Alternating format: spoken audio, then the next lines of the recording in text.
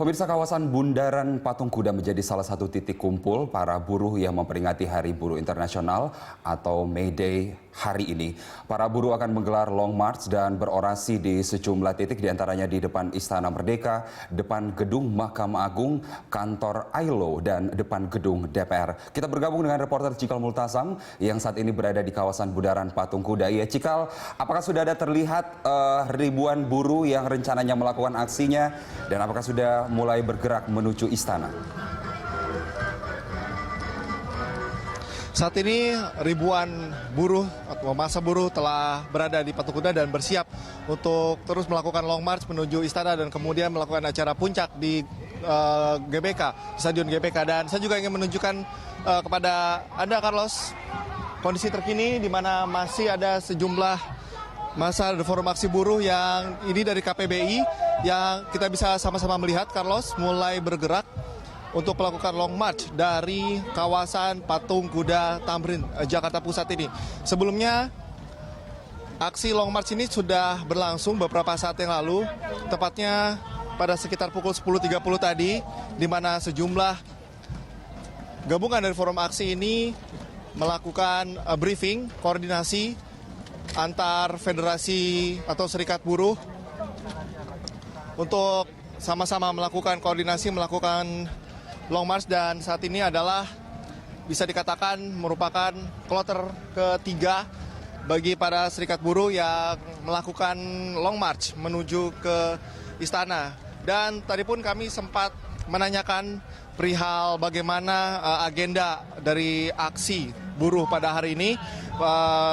Mereka mengatakan bahwa long march akan tetap dilakukan sesuai dengan arahan dan sesuai dengan arahan dan juga koordinasi yang telah dilakukan para koordinator lapangan buruh ini bersama dengan Kepolisian Polda Metro Jaya, dan sama-sama juga berkomitmen untuk menjaga keamanan dan melakukan unjuk rasa dan melakukan aksi ini secara damai, Carlos, tentunya. Dan beragam aksi nantinya juga akan dilakukan, dan nanti juga puncak dari peringatan dari Hari Buruh Internasional pada tahun 2016 ini akan dilakukan di Gelora Bung Karno, dan tepatnya nanti sekitar pukul 13 dari arah Istana Presiden, Istana RI 1 nantinya akan langsung menuju Stadion Gelora Bung Karno.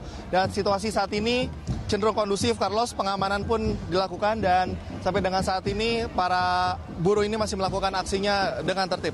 Carlos. Ya, kita berharap bahwa aksi buruh hari ini berjalan tertib begitu, Cikal, tetapi kita ingin tahu apa tuntutan buruh dalam May Day tahun ini. Ada beberapa tuntutan yang bisa dikatakan sama dengan tahun lalu, ada pula yang bisa dikatakan berbeda, dan ada tuntutan yang dikatakan baru juga, Carlos, pada tahun ini, di mana ada beberapa tuntutan mereka diantaranya adalah menolak PHK sepihak.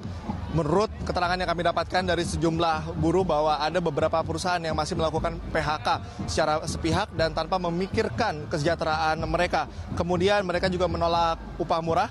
Mereka menuntut bahwa pada tahun ini ada kenaikan upah sebesar 30% dibandingkan dengan upah tahun lalu. Kemudian mereka juga menolak kenaikan iuran BPJS Kesehatan karena menilai bahwa BPJS Kesehatan ini merupakan salah satu indikator dari kesejahteraan bagi para buruh ini, dan dengan kenaikan iuran BPJS ini mereka menilai bahwa nantinya akan mengurangi kesejahteraan dari para buruh itu sendiri.